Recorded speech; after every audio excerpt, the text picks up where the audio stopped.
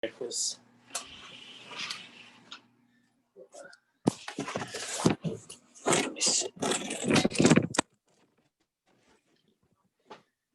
yeah, so basically, what this my studio is, it used to be it was a shed, and I turned it into this thing. It's like fucking, it's crazy, this thing, but it works for me.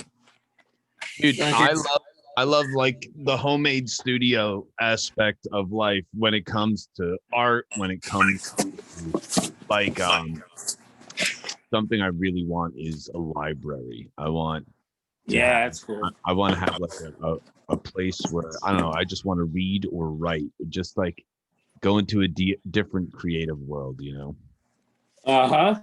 But like that kind of Are you on your phone? No. Oh, you're on an iPad, right? Yeah. It's probably gonna be good. Where are we? I lost myself. I don't even see myself now, so I can't even tell. Screen. Okay, I don't know what I'm doing here. Hold on a second. Oh, here we are. All right, cool. Yeah, there we go. All right, is that better? Yeah, that's sick. Is that cool? Yeah, there you go. Yeah, that's great. Yeah, with you in the frame, it balances out the light. So cool. I am recording right now. The only people who see this part of this are people who subscribe to my Patreon page. Cool. Other than that, when it comes to the podcast, it's like, whatever is kind of based around the questions and like whatever else kind of fun, we want to put in. But anything like before that or after that, it's just like, us talking shit. It's just that way people get to see like a little bit of the, behind the scenes. Like while you were setting up your camera, I hit record because you know what? Someone's gonna be like, "Oh, that's cool." They're trying to like, figure it out. Like I love that. I love that part of it. Story of my life, trying to figure it out. Right? Right? Oh yeah. So how you been, man? What's your life been like? Boring as hell, I bet. Yeah, that's a good way of putting it. Fucking boring. I'm bored to death. I'm so used to being on the road. You got kids, right? So that's got to be I have a little girl, and she's great. She keeps me entertained and on my toes, and she's amazing. She's a lot of fun. She's young too, right? She's 5, yeah. So she's little, but is she doing kindergarten on like online and stuff, or preschool, or what? What's cool is she's young, so she's a September child. So we're gonna keep her back a year, and it worked out good because this year's a goddamn wash. And even before this came, we were gonna do that. So she's still in like it's like pretty much daycare, right? So which is nice. It's only like 7 kids, and it's all good. Well, I mean, our teacher just got it, but we all got tested, and we're good. So, and her teachers. The other teachers, she's out, but like she probably won't come back till who knows when. But I tested positive in November. Oh, you did? How was it? I had 2 days of body aches, which like in those 2 days, like I'm not saying it was easy, but like I was working 2 16-hour days those 2 days while like feeling that pain. So like where it was like shitty, it wasn't like bedridden and shitty. Yeah. But other than that, I lost my sense of taste and smell. Till this day? No, for 3 weeks. Okay. Yeah. I found out that's zinc deficiency. Okay. So, as long as you're keeping up with your vitamins, I was very much on point with my vitamins. I was just very fatigued for about the 3 weeks that I didn't have my smell and taste, but I got my smell and taste back just like on the Wednesday before Thanksgiving. So like, that's perfect timing. Perfect time. Yeah. So it was good. It was fun. Like it sucked. I was very tired. I was very lethargic. I didn't know if I was like depressed or if I was like really sick. And I was just like, I don't know, just like sleeping a lot. Yeah. on the road and stuff, man, I'm used to like all-nighters every night. Yeah. You know, like, you know, going to sleep at 4 a.m, up at 7, up at 8, you know, like whatever. And that's how I am here too. Like when I do truck driving and stuff, I prefer to wake up at like 5 a.m, you know, and like I still stay up till midnight, you know. I just, Unfortunately, I'm a night owl too. I can't help it. Like I gotta be up early with the baby, but I normally don't get to bed till like 2. It's hard, you know. It's like the only time. Like I'm a night owl. That's when I get creative, you know. So like me too, and me too. Like I wake up and I pick up my son, even though he's doing school 100% virtual. He's 13. School's 100% virtual for him this whole year. He had the option for hybrid, and he might go and do the hybrid. Every week we get an email about like another kid that tested positive from the middle school. So it's like not rushing to send him back if he's kind of doing it here. I wake up at like 6:30 in the morning, and it's 6:30 or 7 in the morning, and I go and pick him up and I bring him here to my house, and he does school at my house. Yeah, that's great. Yeah, I'm trying to like at least keep him in a routine like of waking up and not just like rolling out of bed and getting on the couch and being like like a zombie. Yeah, like I'm trying to get him up and he has to take a ride, and then he sits at the table, and I have like a big screen for him that he hooks his laptop up to, and I'm trying to at least give him some sort of something. Yeah, it's good. It's good. Kids need that. Kids need the routine. They really do. You know, they feed better off of that. When you fuck up, when things are just when there's no routine in their life, that's not good for them. You know, it's really not. It's not good for kids. It's not good for anyone not having a routine. It's really not. You know, it's definitely, you know. Like the tour routine, man. You know, like think about it. I don't know how it's wild now, because now I'm home for like over a year, and I'm still not used to like any of it. I'm like, I don't know. I mean, I had to like figure out like a schedule for myself, because I didn't know what to do. You know, like I'm normally just so on and off, and now it's just like I'm home every day. Yo, like, when's the last time you were home for a year? 20 years. Yeah, the next month will be 20 years. I'm in Agnostic Front. Wow. So I want to ask that. So were you in the band in 1999? No, 2001. Oh, 2001. Okay. All right. Yeah. 2001, 2021. All right. Yeah, it's 20 years. Crazy. I can't even. So I was asking my roommate before. I'm pretty sure the first time I saw Agnostic Front was 1999. Yeah, that's probably around the time. I remember.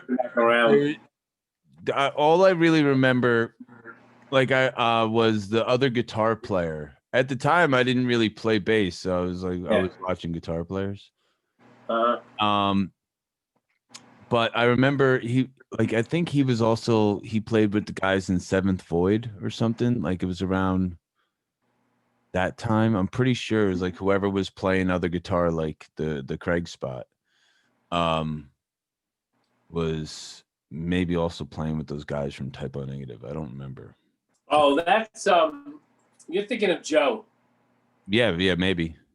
Yeah, Joe. Who I was literally a kid back then. So yeah. I was 15. Joe plays in a band. Fucking now I can't remember the goddamn name. Silvertune. Yes. With Kenny. So he still plays with them. Yeah, he does. Oh, Joe, so yeah, I know of Silvertune. You know, dude, I'm such a hardcore Typo fan. Yeah, man, how could you not be? Oh, dude. They were fucking amazing. And the greatest thing ever was like Pete Steele was such a genuinely great dude. I never met him. One of my biggest idols. Like when I met him at first, I was like, "Oh shit, that's Pete Steele," you know. And he came up to me, and I never met the guy before. And he came up to me and was like, "Hey, Mike, great to meet you." You know, like so welcoming and just like wow, he like acknowledged me and knew who I was. I mean, at the time, I'd probably been playing with AF for a while now, but I never met him. But he was like really like just genuine and just nice and cool, you know, just like a really good person. Really seemed to just have like, he was just, you just could not like the guy. You meet him at the first thing you meet him at the back, like me. Just such a nice person, just a really good guy. It's great, But, man. That's yeah. So it's like I'm glad that I did get a chance to hang out with him on a few occasions. when I I can't say I was knew him well, but from what I knew him, he seemed just like a good soul. what's great is like I've met some idols that broke some childhood dreams, right? And Yeah. I never met Peter Steele, but every story that I've heard from him, so Ken J from Static X, when I was on that tour, we would have like coffee in the morning, like during like the load-ins and stuff. I'd hang out, talk with him. He had so many awesome stories about Pete Steele. You know what I mean? And like I never met Dime, and like those two are probably like,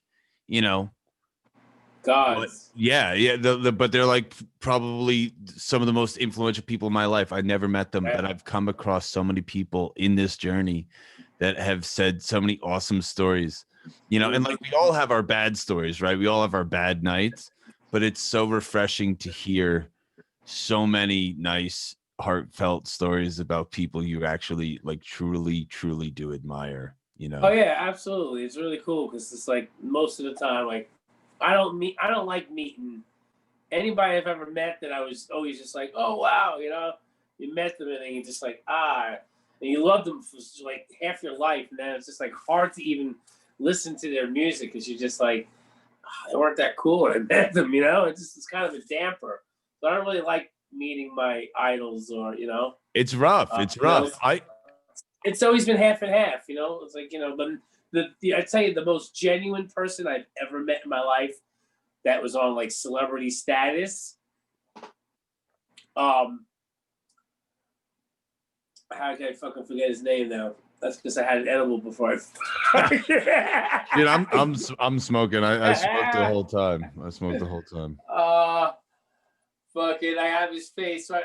I have his fucking his right in front of my face. How can I not like remember his name right now? Jesus Christ! It's the edible.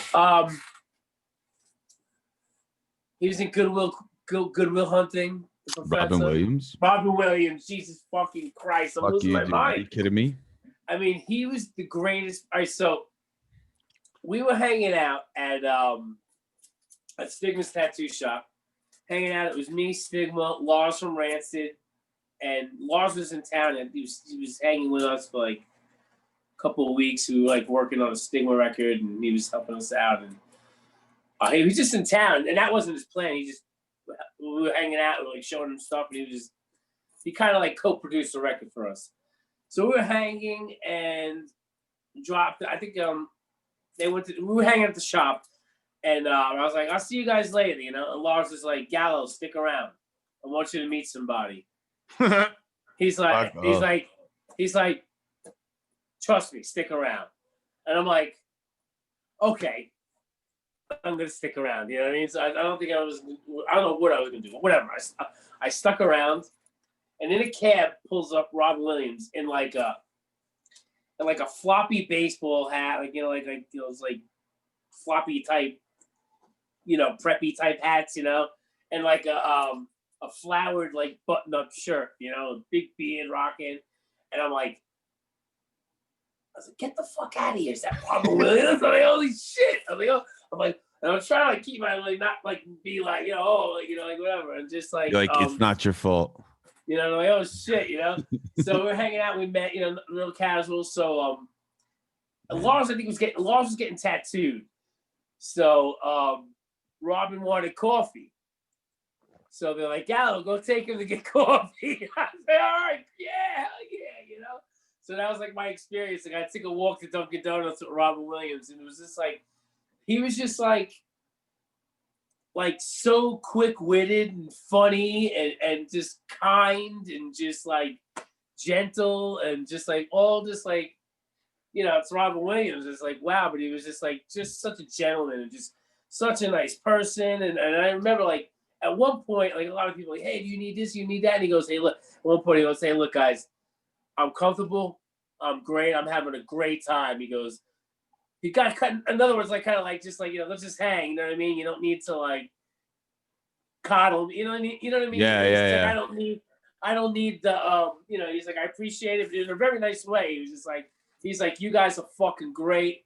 We're having a great time, and then I think they went out to eat, and then he came back to Stigma's apartment, which I was living in at the time, and we were hanging out, having coffee, writing songs, hanging out, bullshitting, just fucking hanging out. Robin Williams, Laws, Rancid. It was just like wow, it was just a really great night, like Yeah, you think? in me and Stigma's apartment, hanging out with Robin Williams, just like coolest fucking dude ever. I mean, just really fucking cool, man. Really, definitely like the greatest like celebrity I've met. That I was just like I always say he was just like an incredible soul. When I heard he passed, that was just it kind of broke my heart a little bit.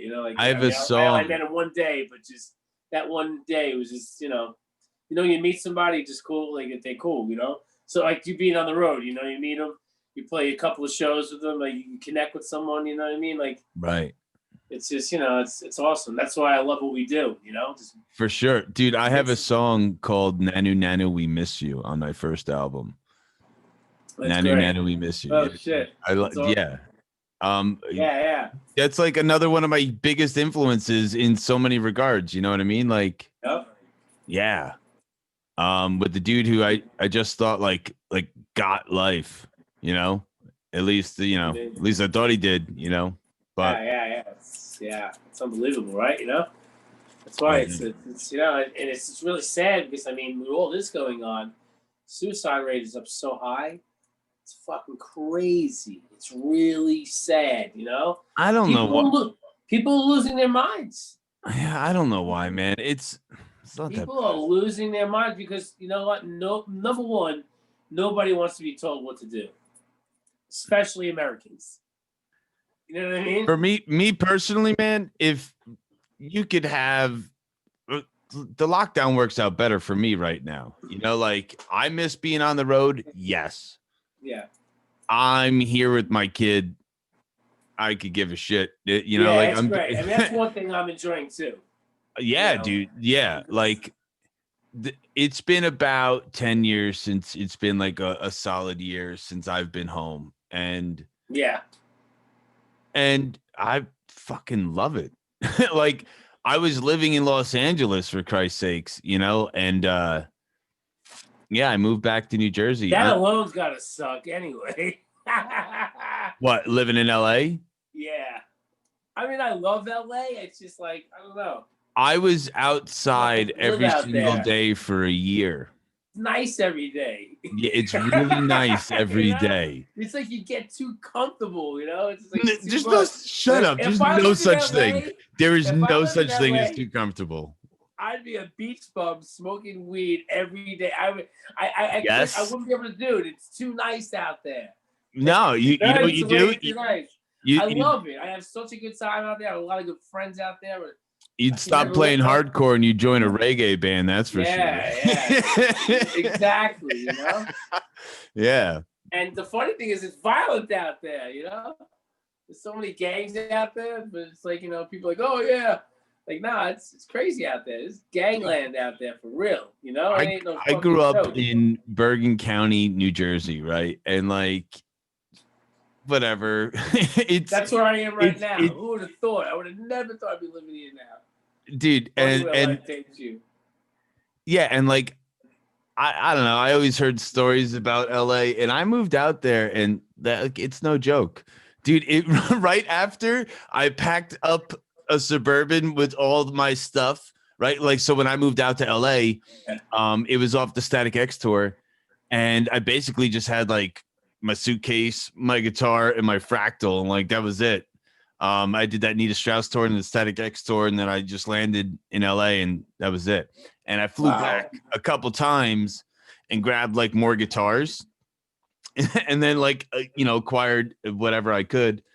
But I had like a Suburban load, and during this lockdown, I flew back for my son's birthday, and I was like, fuck this, work's digital.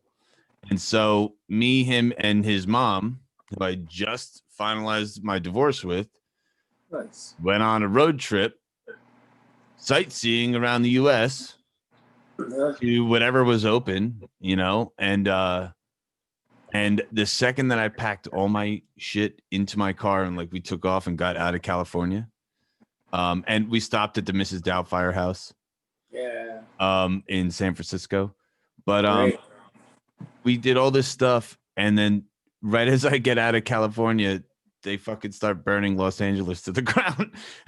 Like, I was like, oh, all right, God. Yeah. I was like, back to New Jersey. All right. I couldn't believe it, dude. I felt like I really averted that disaster. People shit on Jersey. It's really funny because Jersey has such a bad name. It's really funny. Jersey has a horrible name. It's great here. Jersey's fucking great, okay? Because listen, it's Greenland, Iceland. That's what it is. Everyone says that Jersey sucks, so no one to move here because they don't want anyone to know. It's actually it doesn't suck. Actually, no, Jersey's fucking great. It's like, especially where I am, I'm very close to the city, so there's great food. I'm so close. I could, within a half hour, if I want to go to the city back, I'm right there. Yep. I'm in a safe neighborhood. This is where I want to be at 46 years old. Something I found out about Los Angeles is when I moved out there, like everyone always says they're from LA, right? Oh, I'm from LA.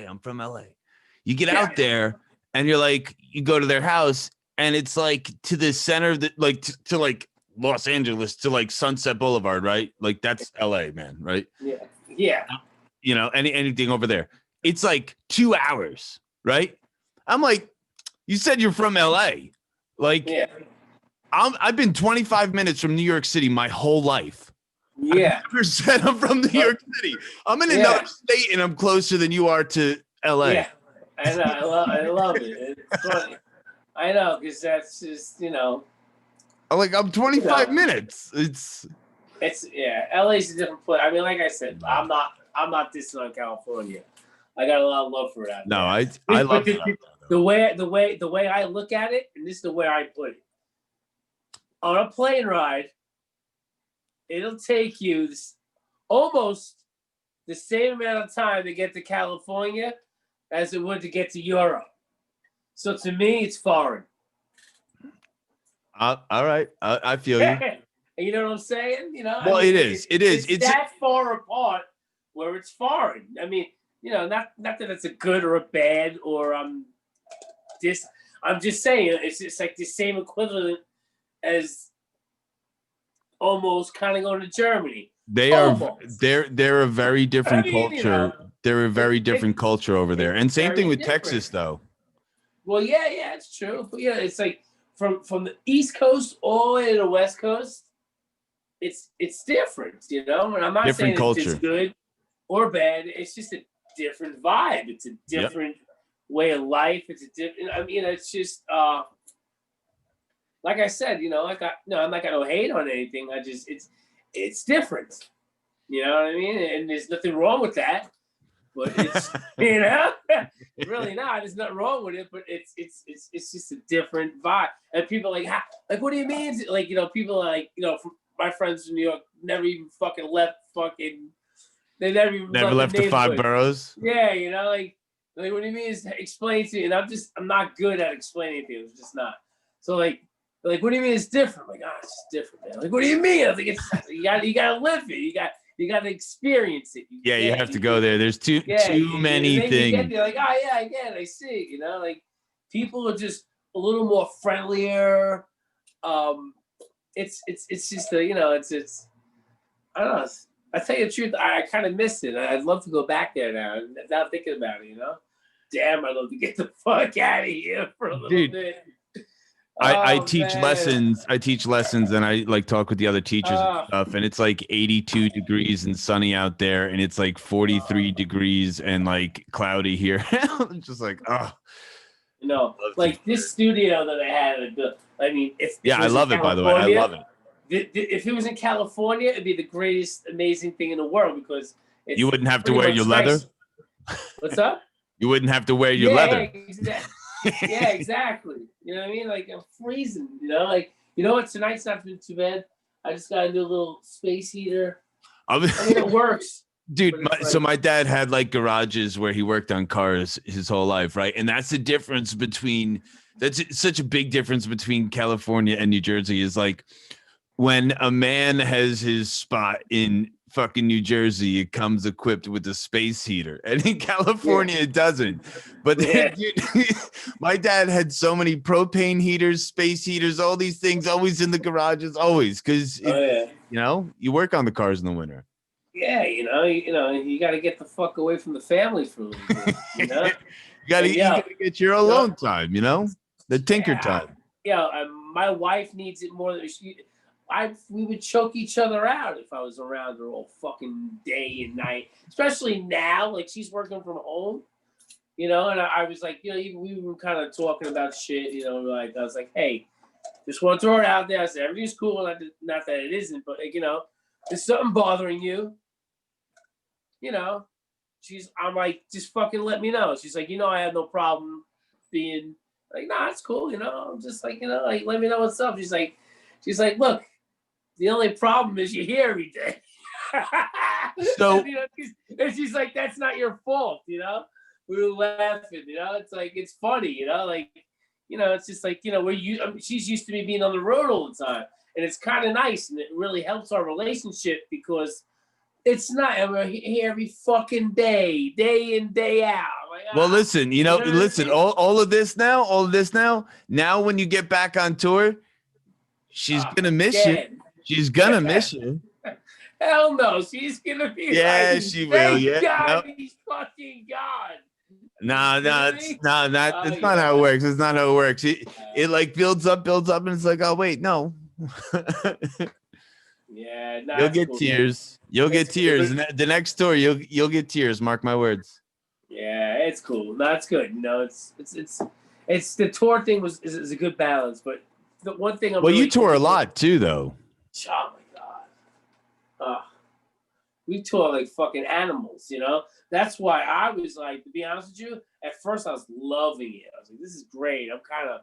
You know, it was up and down. At first, I was like, "Oh, it sucks," and I'm like, "Yeah, I'm good. I'm happy. I'm home." Then Sounds I'm like, like "Oh my god, my music career." Yeah. Then I'm like, then I realized, like, holy shit, yeah, everything I poured my fucking heart and soul into in the past 20 years, let alone the past 2 years, where we worked so hard. I mean, like, we had a new record. Roger put his book out. Yeah. We had the documentary. You know, and we taught our asses off, especially in 2019. Like it was insane. Like we were never home, so we were kind of hoping like all this was like gonna fucking like pay off and like you know, and then put the record out and then like tour a little bit for that and then maybe sit back after that. It just fucked everything up. We were just like you know, and then we dropped the record and couldn't tour for it. What did you guys do to try? Did you guys do any like live streams? Did you do any virtual? We can't because everyone lives in a different city. No, but like you do. But a lot. I know. A lot of bands are doing like this. They'll record themselves and then, you know, track the audio, whatever, and then do the live stream like you know at home quarantine performance. You know, it's like bedroom mosh pit. Yeah, it's like one guy records and the other guy records and we plug it all together. Yeah, you just like send it all over. You send it to one guy and they have it assembled, right? You be playing, shredding your bass right there in the shop. Yeah, that sucks. I don't want to do that. I don't think any of us want to do it. We spoke about it. We were just like, me neither, to be honest. But this is what I think. This is. this type of situation, at least we have the technology to like do something. Yeah, But I agree I with look you at on this that. as like the second I coming agree of with you on that Napster. too. This is like the Yeah, second yeah, coming of yeah. Napster. It's like we got to be like super creative somehow. We got to Yeah, like, yeah, and there's so many platforms to monetize off of to grow the machine. You know what I mean? yeah, yeah. It's all you're doing is you're growing the machine. One of the things that I saw that you did, I wanted to touch on like later, but is Yeah. the the shirt. You did a shirt collab, didn't you, with AF, with Agnostic Front? There was some stuff I saw where I guess you did Oh like yeah. a design and then you Yeah. were collaborating with that. And so like that's what I'm saying, like creative stuff, like you Yeah. showcasing your art with that. Yeah. I don't know, I like mean, I've been getting really super creative during these times. And the thing that's it's tough is when I'm trying to balance it out because it's hard for me. I mean, I always try to make something or create something every day. It just got draining. You know what I mean? I was on a what worked really well as well as I didn't think at the time. I didn't think so, but now I go back to it. I'm like, it kind of worked because I was on the road. I get ideas in my head. Come home, bang them out. I'm like, oh, I'm home for like a month and a half. Boom, boom, boom, boom. Work on my art because I knew that was the only time I had for it, And then I go right. back on the road. Then I get hungry again and come back. Now I'm home for like a year, and I'm doing a lot. I really am, but it's really hard for me to do it at every given moment of my spare time. Right. It's So hard. It we're used comes to the and goes, cycles, right? We're used to the cycle. Yeah, The yeah. I'm create, used to. the Yeah, yeah. perform, the create, the hone, like honing a new skill, then creating with it, then performing it, then Yeah. honing and then creating and As performing. much as I was hating on it, I was realizing now that it was kind of, I mean, the pace of it was insane. You know what I mean? Just like onto it, and that burnt me out big time. It burnt Yeah, me out I saw hard. you dropping a whole lot of artwork in the beginning of this quarantine. Yeah, I've dropped a lot of stuff. I mean, I've been doing pretty well considering, but it's just it's hard to find the balance. But that's what I'm having. Like like the whole balance of life and not being on the road and trying to just enjoy what I got here. I'm doing pretty good considering. I gotta say, I feel like I'm in a good place. I'm creating a lot of cool stuff. I'm going to be dropping very soon. Uh, Moving on to bigger things, which is great, because I'm just like, at this time, we could either sit and dwell or fucking adapt and overcome. So That's what I'm that saying. that's what I'm doing now. So I'm on to some big things that are going to be really great. I really hope that will take me to another level. Have you done any Yeah, kind of music since? I haven't. But this is the first week that I've kind of got the itch, and I've been grabbing the guitar, and I'm working on a song right now. Yeah. Um, so yeah, working on some shit now, because I'm just getting the itch. It's like I feel like I'm getting burnt out on the art thing. You know what I mean? Like, You got to give yourself cycles, and you can still do the art, but then you just like scale back a little bit so that way you're not stressed out about it where it becomes like a little bit more natural. Absolutely. So it's pretty fun. I was fucking around with some thrashy shit and just I had some lyrics that I was just going through, little notes I wrote down just all throughout this insanity that we're all dealing with. Do you And do you take like I've seen some of your stuff, but do you focus on like, or have you ever tried to inspire some of your artwork by like songs? And if so, what like really stands out? Like any of your artwork inspired directly by a song, whether it be the way the lyrics hit you, the way the imagery is, like.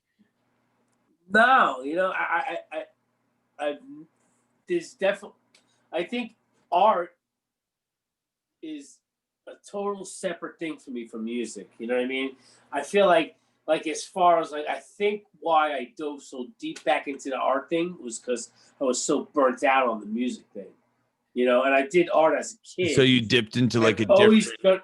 yeah, like I've always like when I did graffiti as a kid, I've always like art was my life as a kid, art and then I mean music too, but then I started playing music, and then I feel like I shift a lot, and I noticed that like sometimes I'll be big onto the music, big on the art, and I flip flop with it. You know what I mean? Because when I get burnt out on something on this end, I have this to pick it up. Right. But the two of them don't really connect.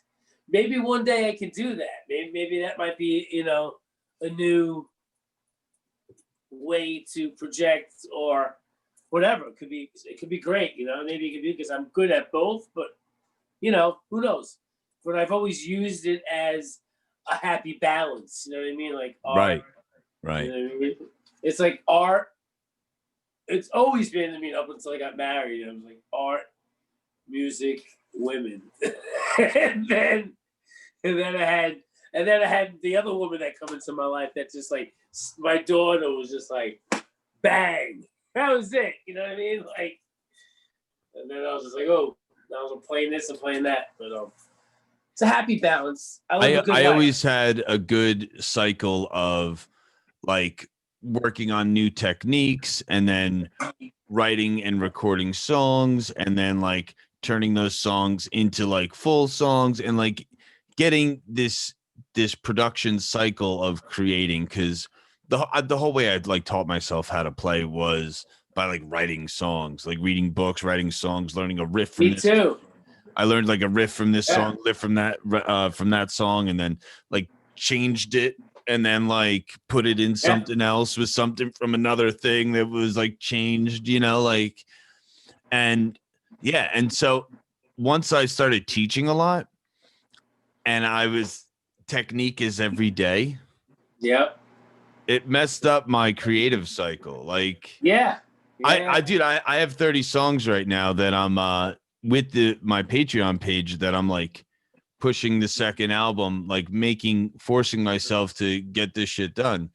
Cause like all that time focused on this one thing, it kind of took all my creative time away, Yeah. It's that's the and the whole touring thing. too. It's the whole balance of life, The whole balance. That's what it all comes down to. The whole fucking balance of life, and just what works best for you. I mean, we're all gonna go through these. The thing is, I feel like there's no way to predict how our lives are always going to be. You just need to find a happy balance in whatever way, whatever comes, and stick to routine. And I think that everybody has like one thing that they can focus on, like if anyone asks me, they're like, yo, do you think there's a cheat code to life? I'd be like, yeah, for me, it's playing guitar, playing bass, playing guitar. Like that is when that dropped in my lap, I was like, yup. I don't know why, but like it made sense. And like, I even used to perform with my boombox, like on the ground, like facing up at me on top of the amp, and like perform songs and set lists of live shows all the way back in the beginning, like I don't know. I didn't know what I was doing. I just do it. I was doing it. I don't know, like I was like, oh, I got to do this, and 24 years later, still doing it and back to it. So yeah, that's it. You just got to keep it going. I mean, it's just like it really is. Like you gotta like. It's amazing how many people I know that's like actually died this year. It's insane. Like, so I just want to live my life and just do my thing and keep creating and just hope to give my daughter a better life. That's it. That's all I strive for these days. That's it. You know. Like so much of what we do on this podcast is based around like making everybody realize that you can totally be your own entrepreneur, right? Yeah. Like whoever you are in any band, you can build a brand around that and basically help fund your journey. Like Yeah. it Just gotta doesn't do matter it. if it's an album, a T-shirt, or a pizza, or a bouquet. It like whatever your product is, Yeah. and you just gotta try and sell it. You know, like You know, you just gotta give it your all. You just yeah. have to believe in it. You have to do it, and you have to give it your fucking all. I mean, like, I look at this. If I've managed to live off of music and art, I mean, anybody can do it. You know what I mean? Like, fuck. You know what I'm trying to say? You know, like, yo, you just got it's you know what it is like. A lot of people just don't have the heart. You know what I mean? So, and that's the truth. You know, they rather It takes just a like lot, wake right? up. It takes sacrifice, and Yeah, you sacrifice is gotta hard. sacrifice. Yeah. And sometimes people have the heart, but they don't want to take the risk, right? Yeah, sometimes some It's people hard to don't believe fall. in yourself.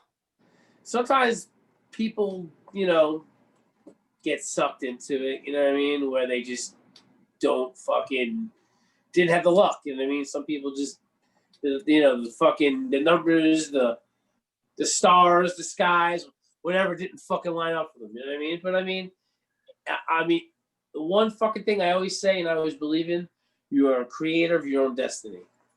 You know what I mean? Like, if you're getting in trouble a lot, it's probably because you're making the wrong decisions. It's basically the bottom line. You know what I mean? Like, if you just you put that positive energy into what you're doing, it could happen. I mean, it could happen for anyone. I mean, I live a great life, but I mean, like, I'm poor as fuck. You know what I mean? But like, I'm Nah, not you're poor. rich. Like, You're rich. I'm a hard worker. I'm richer because I'm happy. You know what I mean? Not because I'm financially good. I mean, I'm really not. I'm living, but I work my ass off for it. We are musicians. You know what I mean? Like Yeah, we are artists, and artists live this life of putting everything into it. Even if Yeah. even when right the millions come to us, we take those millions and then we put it into what we're doing. You know what I mean? Like it doesn't matter how much it Yeah. is. You're always just Yeah. putting it in. For Yeah. growing I up, mean, there's a lot. $100 might as well have been $1,000,000 to me. I had to work Yeah. an entire summer, literally like 2.5 months, and taking every single dollar from this one job to buy this one guitar. Like, and I still was like right there, like almost couldn't afford it. Oh yeah, you ain't kidding. That's a lot. That's a lot of sacrifice. It's a lot of stuff. It really is. It's hard to like. Just some people, they fall into it. Some people just, but it's a sacrifice. It really is. But I mean, I could have fucking. I mean, there's a lot of things where I wish, I'm like, I could have made more money in my life, But like, I see friends of mine who own houses and they're doing great, but a lot of them are miserable. You know what I mean? They're like, Again, you make your own destiny, right? It's it's just like but they chose to live that life, and I chose to be an asshole. Oh, legend. You chose to be a legend. Oh yeah, it's great though, Legend. It's awesome. It's really fucking. It's like holy shit. Like there's different paths, and I chose when I picked up a guitar. All I wanted to do was to buy my mom and my dad a house. Like that's like literally like that's why I wanted to play guitar. I wanted to buy my parents each a house. They were divorced. They just never happened. But yeah. But whatever. Now I use this same gift to teach, right? The same drive to teach and inspire. And maybe I couldn't buy a house, but I can now I make, households smile. Some of my Yeah. classes that I do for School of Rock are 4 and 5-year-olds in Little Wing class. And then I have rookies class, which is like 8-year-old, like up to 8-year-olds, and then Rock 101, which is like teaching kids how to be in a band. And we're doing it all on Zoom like this. Like, Yeah. but yeah, it's pretty intense and it's pretty fun. And I have to be super goofy and I have to be super fun and super animated. And Yeah, you I got turn it. into You gotta keep the SpongeBob kids. and Nickelodeon, you know what I mean? And Yeah. Yeah, you gotta do it. You gotta keep the kids interested. I'd say the one thing what's a good thing you brought that up is when I was a kid, when I wanted to learn how to play bass, I went to go see this music teacher in town, and he was the most boringest thing ever. And I'm like, I want to learn Metallica riffs. You know what I mean? He's like, you're not ready for that yet. And I'm like, all right. But like after like a month or two, you can kind of figure some. I was like, can't you just show me like one riff off the record that's like simple? You know what I mean? Like the bottom line is like it was so fucking boring. I stopped playing. I stopped playing for years, and then as I got a little older, I was just like started getting back into music. Just like I don't know, I wound up picking it up again, but I quit for like 2 years, 2 3 years, and I was just like because it just like sucked the life out of it for me. I played You know what I mean? drums first. I played drums first, and I had like a shitty music teacher that used to make fun of me. And dude, I wanted to be a drummer so bad. Like you don't even know. Like I wanted to be a drummer so bad. I worked so hard at it, and like, dude just made fun of me, Drums. right? Dude, I know, it's so hard. Uh, And I quit. I said fuck it. And then like 3 years later, I too got a much. guitar. Yeah, 3 years Too later, I got much. a guitar, and then that was it. I just Yep. like ran with that. You know what? Honestly, like But one reason why real quick, drummers are the program at School of Rock, that's why I like their song first. Yes, like everybody who works there is like way more knowledgeable than me. Like I'm from the streets. I know all this stuff. I know tons and tons of music theory yeah. and deep breakdowns, but like from the streets almost, like fucking figured it out. Like didn't go to school. And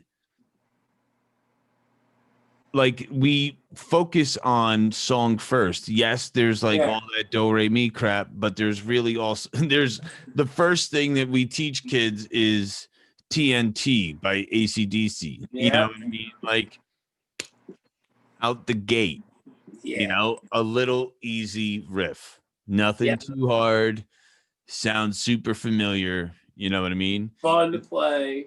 Yeah, super fun to play, dude. Super fun to play, and you get to go right in a room like right away, like when we had open buildings. And you go right in there, and it's like boom, band experience, and it's pretty cool. It is. It's great. We're creative, we have to do things over Zoom now. It's it's nuts. Yeah, it is what it is. I mean, this can't last forever. It won't. It won't. We can't live like this forever. I mean, it's been a year. It's probably going to be another year. I don't know. I don't know. Do you there any word on shows or possible anythings? I mean, we have summer festivals booked, but I don't think that's going to happen. Yeah, right. I don't think that's going to happen. Nothing in Europe. No. I mean, well, no. I mean, I have I have festivals booked in Europe for the summer. They're hoping that's going to happen. I just don't know if it's going to happen. I'm not planning on it. Yeah, man. I'm really not planning on it. I don't know. Be fucking great. I fucking love it. Dying to get out there. You get back out, Just fucking play on. I'm like, fuck me. I was like, holy shit. It might be like, what do I do the first time on stage? Am I like, woo, I haven't played out in a year. No, Yes. What was your last show? Well, the last thing that I did was with the Stigma band. We did a Barrier Electric. Drew Stone does a thing, and it was just like kind of like a live, virtual show. That was fun. It was the last thing I did. Last thing, it was a good time. It really actually was. I mean, it was just a couple bands, and it's like Stigma, The Craze, and Antidote, and it was just us there. So it was, it was cool, but it was fun. Right. It's a great time. We were supposed to do another one, but Vinny got COVID. Oh shit, huh? Yeah, so it took him like a good month to kind of get over it. He's still kind of getting over it. So yeah, that's that's up with him. But he's good. He's all right. He's feeling all right. He's a little crazy. He's always a little crazy. He's too crazy to die. He's out of his fucking mind. Dude, oh my god. He's a living cartoon character. Dude, he's like, oh my god. That's my next thing. That's the next thing that I'm actually trying to create right now. What's that? Is like a stigma character, like a graffiti style stigma character. That's my next thing. That's my next thing I'm trying to do. This thing, let me show you. I'll show you this. This thing is crazy. I did like it. I can't wait to see that stigma. This is a demon. Oh hell yeah! Okay, it's hard to see, but like inside the wings. Inside the wings. Oh yeah, like what is old AF flyers? Awesome. I love that. Very graffiti style cartoon, So you put all the flyer stuff back, like background back there, and then paint on top of that? Yeah. Awesome. Actually, I wound up putting the flyers last, which was the first time I actually tried doing something like that, but it worked. Just normally I'll put the flyers and then work over it. Right. But with this one, I did it backwards. Whatever. It came out pretty cool. I might redo it. Just I don't know. I'm never happy. I love that. No, it's super sick. It's super sick. Totally, it's agnostic front for sure. Yeah, it's fun. Fun shit. That's what I try to create. Fun stuff, Eye candy, ear candy. You know what I'm saying? You what? I was like, eye candy, ear candy. Eye candy, ear candy. Right. Yeah, right. So yeah, that's the different creative. So you're going for like a different sense, right? So like when you say like you pull from a different area for creativity for your art than you do for music, it's kind of like going after a different sense. Maybe you should be a chef. Oh yeah, absolutely. No, I'm not. I could do some stuff. I don't enjoy it. You know what I mean? Like you have to cook or anything you do. If you don't enjoy it, you're not going to be good at it. So like I don't really enjoy cooking. I mean, I've cooked a couple of meals in my time. You know what I mean? I worked in Italian restaurants. I know how to make chicken cutlets. And dude, I worked in so many like pizza joints and little faux pas restaurants growing up. That was the thing. I don't enjoy it. You know what I mean? Like it's cool, but my wife likes to cook. And she's good at it because she enjoys it. Yeah, so yeah. I think it makes.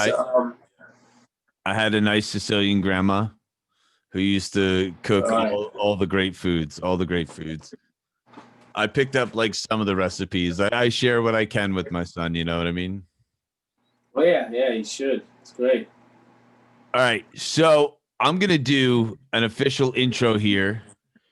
Get into some of these other questions. I'm gonna pull some stuff like about like the the art and the other stuff. I'm gonna pull some of that and have that in there too.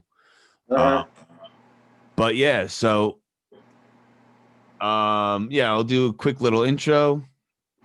Do you have like a website?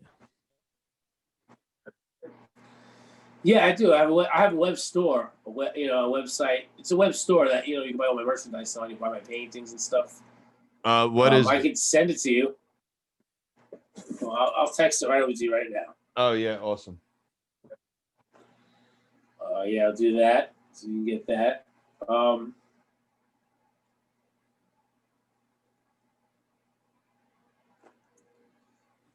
you all right, you go.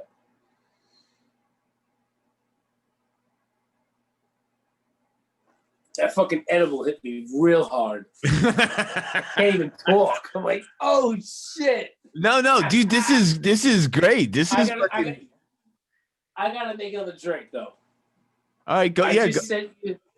Yeah, I got it. Yeah, let me. You got it, cool. Yeah.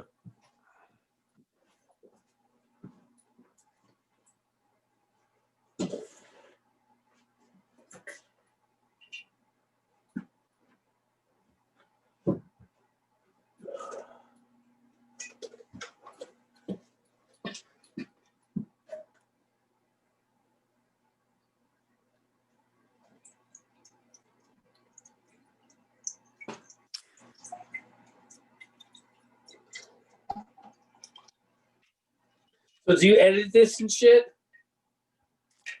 Not for the Patreon, for the podcast. Yeah. All right. Patreon, eh? Yeah, no, I just for the Patreon, I just let them see it, man. That's what they want. Yeah. They just want to see it. That's great. That's awesome. So for the podcast, I do this like a Zoom call with Holly. We have everything scripted out for how we approach, each episode. Yeah. And then I send my interviews over to her, and she edits it together and throws it, and then she sends it back to me, and then I upload it. That's cool. Yeah, Great. it's the whole point is really to just give people like I did not get the world changed and the rock star life that I imagined when I was 13 no longer existed when I was at the age to do so. Oh, that's so true. Like it no longer existed. No, it's like it's like people have like this thing of like that rock star backstage and Motley Crue. Like that shit is fucking. Yeah, like, that shit no longer existed by the time I was of the age. We're in the backstage, 12 dudes, maybe one girlfriend, and like we're singing doo-wop and fucking eating pizza. I saw that video. That's what's going on. You know what I mean? Like, and dude, I literally have that experience. Literally. I have that experience with you guys being backstage the last night of the tour. Fucking, my guitar was getting passed around with Vinny, Craig, Jason, Christopher, and just singing like doo-wop songs and shit. Jason, that guy he's a lot of fun, huh? We had some rough days, but he's a good guy. He's a Jersey guy too, man. Like that's what like. Oh yeah. None of us are shit takers. Nope. No, he's great. A good guy. He's a good guy though, man. Like we butted heads, but like I don't know. I don't hold anything against no one. Like I'm not perfect. I'm not perfect. Yeah, nobody is. Stop being on the road, dude. That was rough. That was my third tour, like almost in a row. Yeah, so like burnt out as it is. And I got separated on the second tour. like, oof. Yeah. First tour was a tour of my life. Second tour was half the tour of my life. Half like, what is my life? Yeah. Third tour was like, oh, this guy's fucking with me. And so yeah. But yeah, like I don't know. We only bumped heads, honestly. That dude and I, we only bumped heads for like 2 days. 3 days. It was anyone will bump heads like driving from New Jersey to Phoenix, Arizona nonstop. Oh yeah, the drive. Oh yeah. That was the guy. I'm the guy who does all the long drives. Me too. And secret, I fucking hate it. But I have a seat, dude. I've driven more miles in reverse than most people have fucking forward, dude. Yeah. Yeah, it's fucking. I'm over it. I don't want to drive anymore. Oh, let me fix this thing. I want some nice automated cars though. Well, Apple's making a car, aren't they? I want a Tesla so fucking bad, dude. So bad. Yeah. Yeah, I can see you in Tesla. Yeah, you Dude, Elon Musk, that dude learned rocket science from reading a book, okay? Yeah. Wild, huh? Yeah. So he learned how to shoot his car onto a collision course with Mars because he read a book. Okay? So that's number 1. Number 2, he took that and turned that into becoming officially the richest man in the world at $190 billion. Yeah, it's pretty unbelievable, right? What the fuck? But today's world, people hate on that. And he likes techno music, god damn it. Why can't he like fucking punk rock? You know? Yeah, right? I wish the billionaires like punk rock. Some of them do. I know. Maybe not hardcore. Definitely punk. What do you man? Oof. What do you think is gonna happen to the hardcore scene after all this? You know, soft talk, I'm gonna call it. In reality, do you think the hardcoreness is gonna change? I mean, the world's changed, but I don't know. I mean, I'm hoping that it sucks. It'd be even harder for us as an older band. It's hard enough to get some of the young crowds to come up and sing along. You know, it's gonna be tough for us to really, crowd participation is everything with hardcore, with our music. You know what I mean? Like if we ain't got that going on, it's tough for us up there, bro. We're not for sure. The hardest show. Just look at, we're ugly, we're old. We want to just make the people move. Like if they're not moving, it's tough for us. It's like right, dude. Yeah, bro. Like what's gonna become of that? You can't. I don't know. Dude, could you imagine an agnostic front show with everyone 6 feet apart? Yeah, fucking right. Yeah, fucking. That's what might happen. It's a scary thought, but that's what happen. That's how insane this world is today. Dude, the whole purpose. Fucking crazy. The whole purpose of that show is to have some like 6'4" dude jump off the stage and land on your head. That's the purpose of that show, is to be in the crowd and have that happen and have everyone around you catch that. Wow. Yep. But they catch that dude and you don't die, and then they fucking surf him on over, and then the next guy does it. Insane. Like you do that 6 feet apart, it's going to be Chris Farley face plants all over the place, dude. Fucking crazy. Yeah, I don't know. I don't know what to fucking think. I'm just kind of hoping that maybe by the time we get back out there, people will be excited. Maybe a different kind of excited. We can't expect everyone to be jumping. It's gonna happen in like a tsunami. You know what I mean? It's gonna start off real slow, and it's just gonna. Hopefully, yeah, we'll see. It's gonna take a little time. But, the whole economy will start off real slow, and then it'll come back. Yeah, let's hope so. All right, but yeah, it'll be cool. It'll be good. I gotta just top off like my coffee here real quick, and then Yeah. when I come back, I'm gonna do a quick little intro. Like I said, I'm gonna take some of that other stuff about the art, and put that into this too. But I still am gonna ask a question about that, and we'll just go, see if Yeah. anything we don't cover. Blah blah blah blah blah Yeah. blah blah blah. All right, 2 seconds. All right.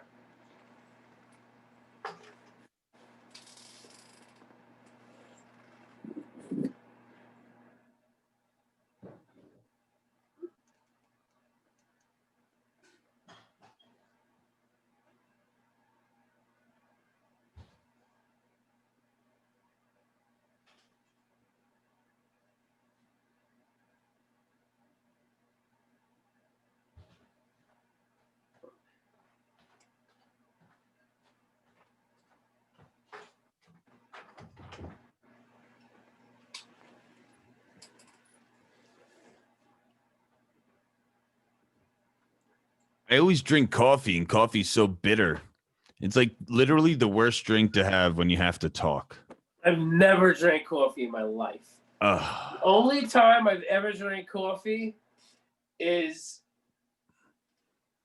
every now and again I'll have a cappuccino, but only if I'm like in Italy or like a nice fucking spot in Only if I'm like in fucking Italy. over there.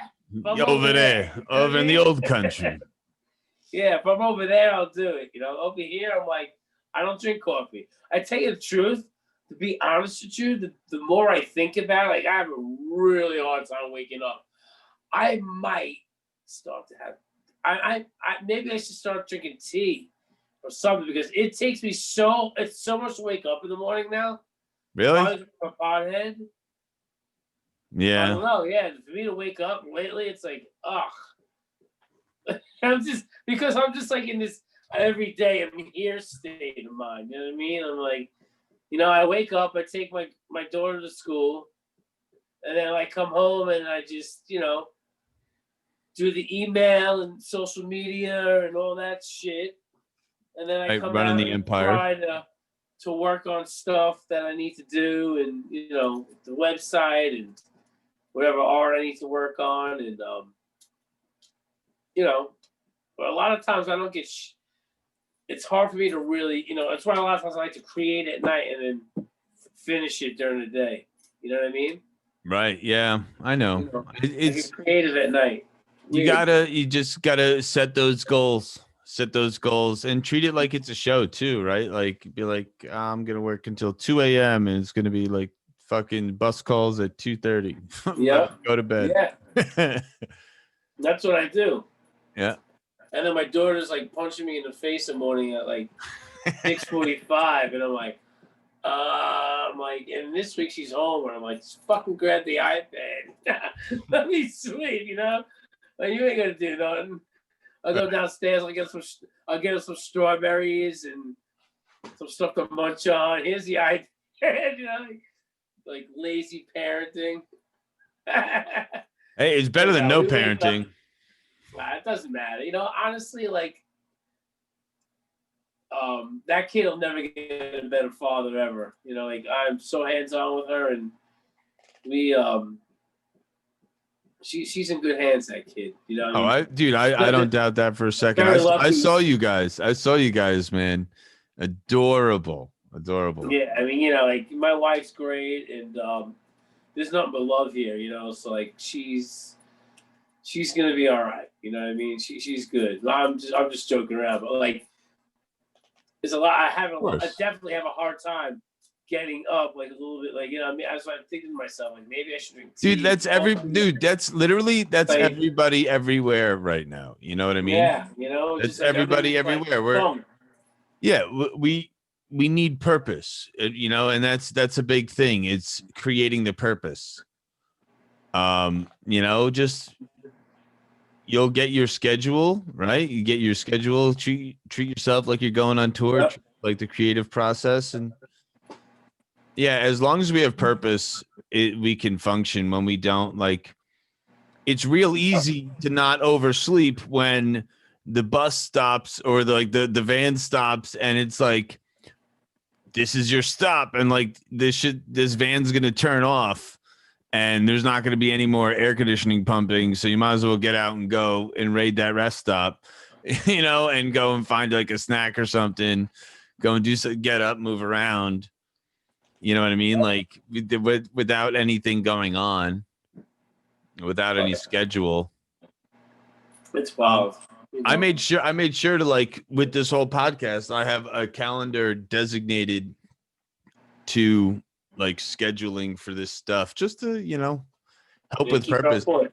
Even though I do lessons and I teach, I still, like, it gets mundane and I'm like, oh my God, it's Tuesday already. Or like, oh, I got to forget. You know what I mean? Absolutely. All right. I'm going to do a quick little intro, do some stuff. And then I'm going to get into some of these questions that I sent over, and we can expand upon other stuff and blah, blah, blah, blah, blah. Yep. All right. Let's go. All right, guys. I'm here with Mike Gallo, bass player from Agnostic Front. What's up? So, man, we were on tour in 2019 together. Had so many awesome times on the road. I thank you so much for doing this. Man, you have been a part of Agnostic Front for upcoming on 20 years now, right? Yeah, 20 years. Yeah. I think the first tour I did with them was I think I kind of joined the band around late February, and then like mid-March we went on the road, and then it was like 20. Yeah, it was. At the time it was insane because I was just like this young kid. I think I was like 26 years old, and I was just like, "Holy shit, I'm in the Agnostic Front," Yeah. It's like, get the fuck out of here, It's like wild, And all my friends that got me into the music, have been listening to the music for many years before I actually got into it, and then they got me into it, and they were a little older than me. And they're like, "Holy shit, you're an Agnostic Front," Dude. You know what that means? I'm like, yeah, I don't know. The band that I always loved, I don't know. It's crazy, dude. All these years later, I felt the same thing being on tour with you guys in Prong, and like I was like texting my roommate who brought me to see Agnostic Front in like '99 or some shit. You know what I mean? Like, it's iconic. Agnostic Front is our, however you would say that, like an iconic staple to the hardcore and punk rock scene. Absolutely. And those shows are hardcore. They were definitely the pioneers of that realm of that early '80s.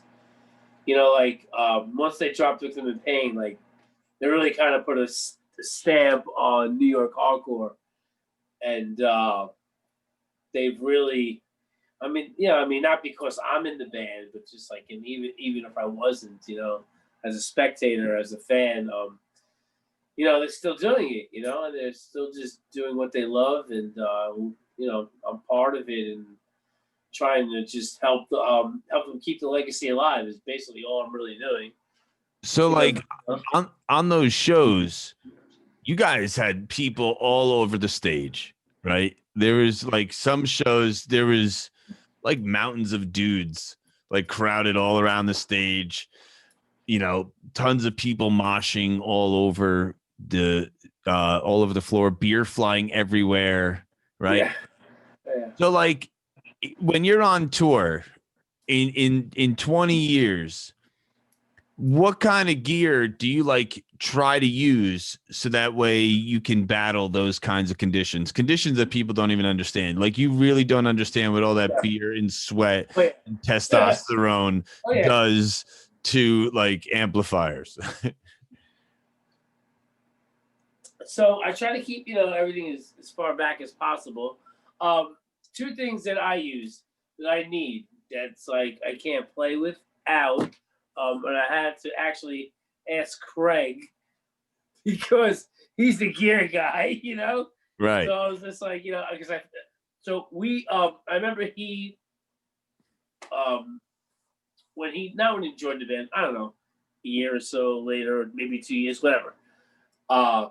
He's like, yo, I had this wireless pedal. It's great. And he's just like, it's a tuner. You hit the pedal and it shuts everything off, and then you can tune right there. And he's like, it's great. It's really affordable. And I was like, that sounds like That's a good idea. The Shure wireless, right? Yeah, the Shure. Yeah, the Shure.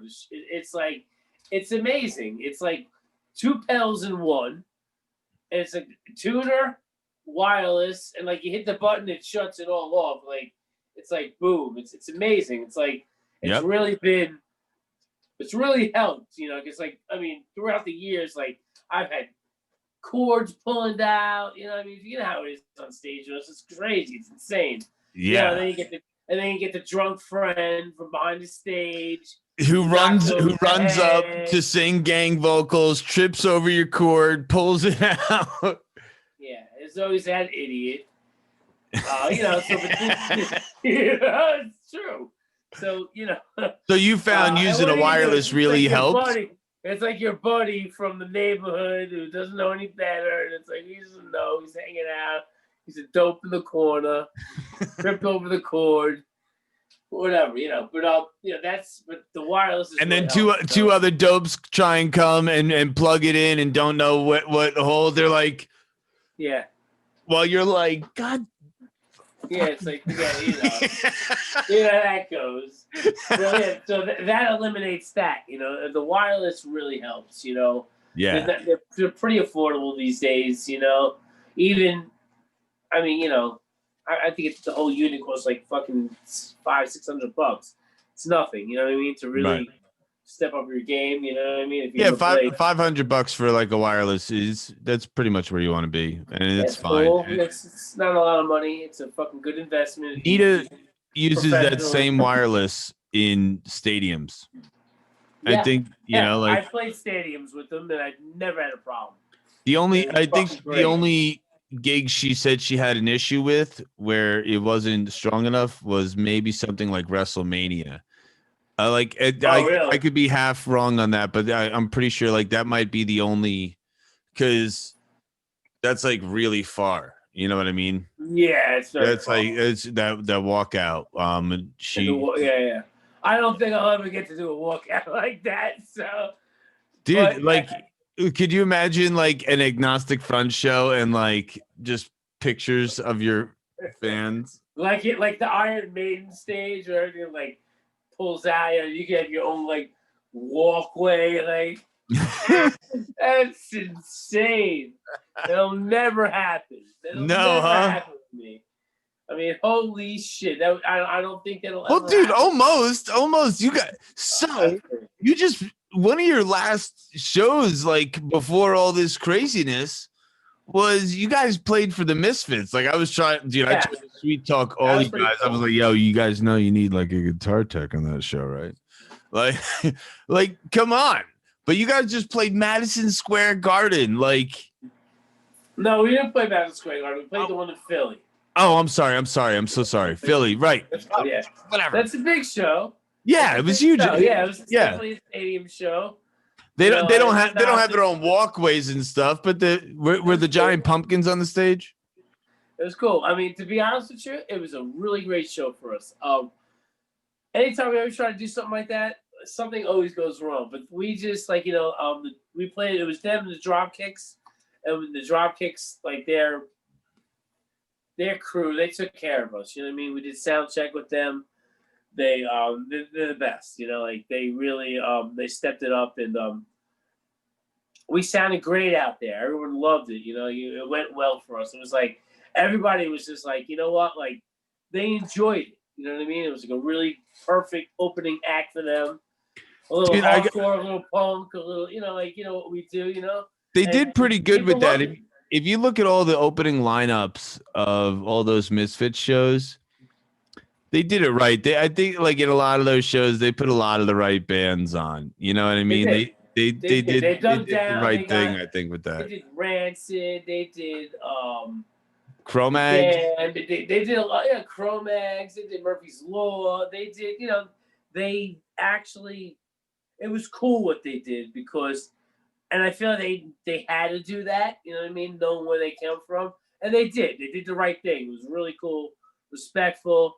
They gave like the underground, like the bands that they actually grew up with and Suicidal, all these bands, they put them on, and it was pretty cool. It was a great thing, you gotta respect the Misfits, It was really it was awesome. It was really, really fucking cool. I mean, I mean, I've been on tour with Jerry, and Jerry's always been great. I never met Glenn or any of the other guys, but when I was Jerry, checking for Prong after that tour with you guys, in LA, that was the very first time that I was even in the same vicinity as Glenn Danzig, and it was so crazy. Like I was sitting there working on Tommy's guitars, and I like look over my shoulder, and it was like he was just like sitting at like the booth just like this, and I was just like, what? yeah.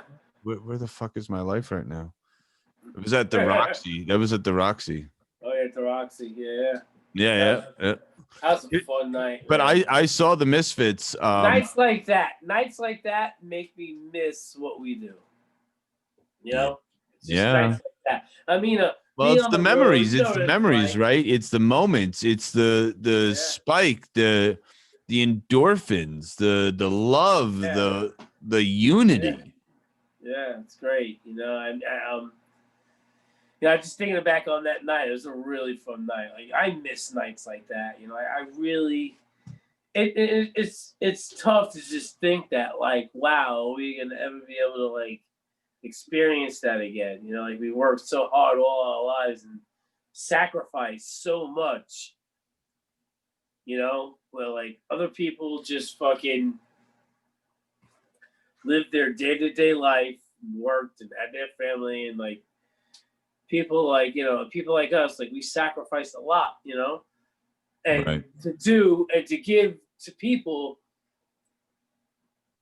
I mean, it's a purpose. You know what I mean? Like fucking, it's like so many people come up to us and be like, "Yo, this song you wrote, help me get through another day," or you know what I mean? Like, people need this in their life. You know what I mean? Like, it's nobody can just go to work, come home to their family every day and not be able to go out and have some sort of an outlet. You know what I mean? Like, Yeah. music is the ultimate outlet of everything. Music is. You know what I mean? Like, who the fuck doesn't like music? You know what I mean? Like, who, like, even your average fucking Joe. You know what I'm trying to say? Like, Yeah, and whether who people doesn't like? notice it or Have you not, ever met anyone in your life that actually doesn't like music? there's been people that have tried to say stuff like that, but they don't realize that there's always some form of music Even if they like in the movies, soundtrack of their life. Yeah, while they're doing something somewhere, they watch a TV show, they play a video game.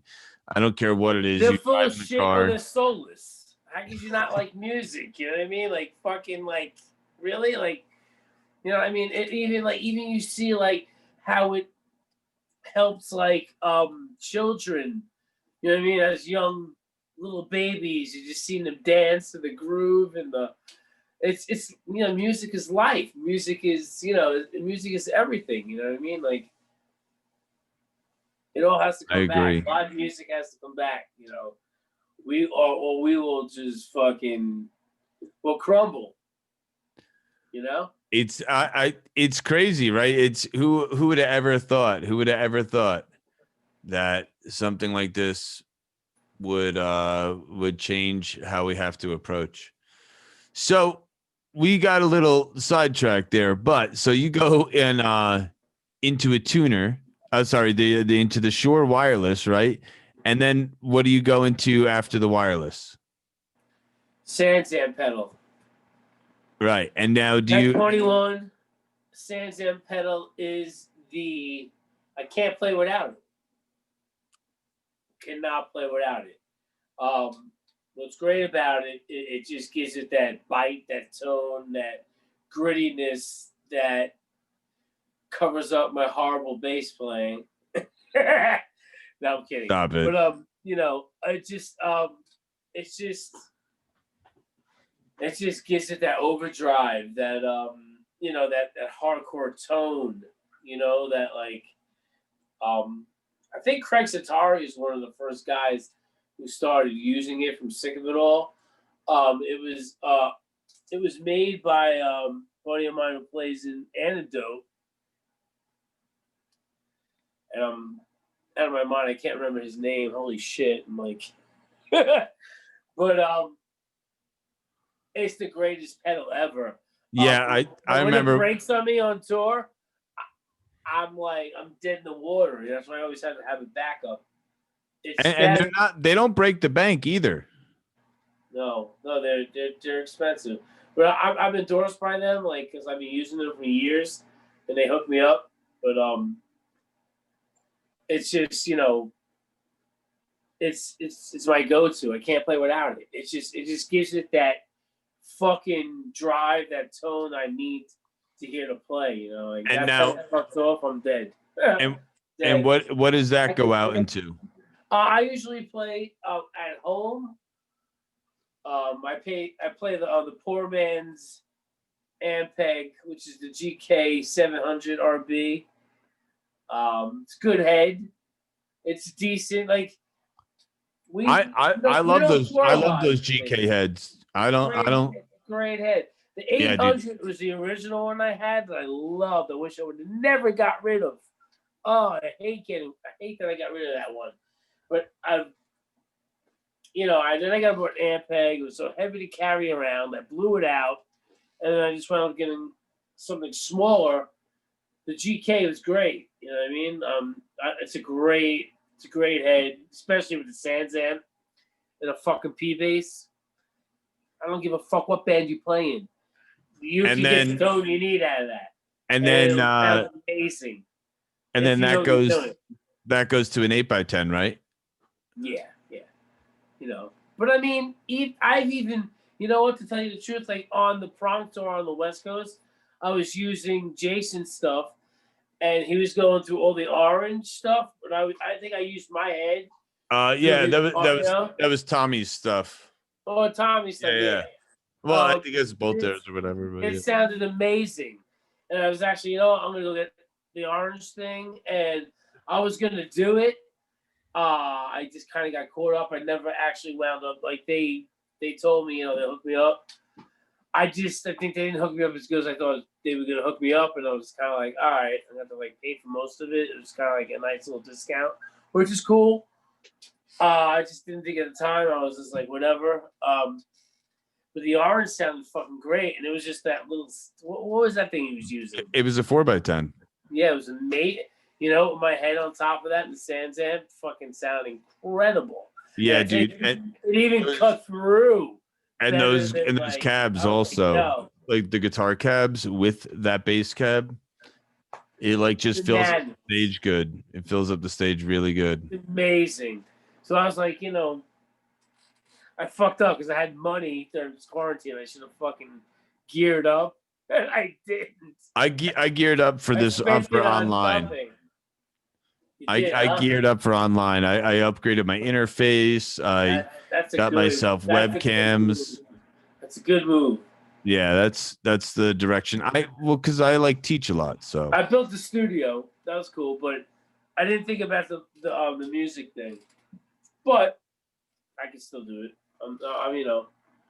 I can still do it. I'm gonna start getting into that now, but I'm good. My gear is good. My gear is solid. I always make sure it is.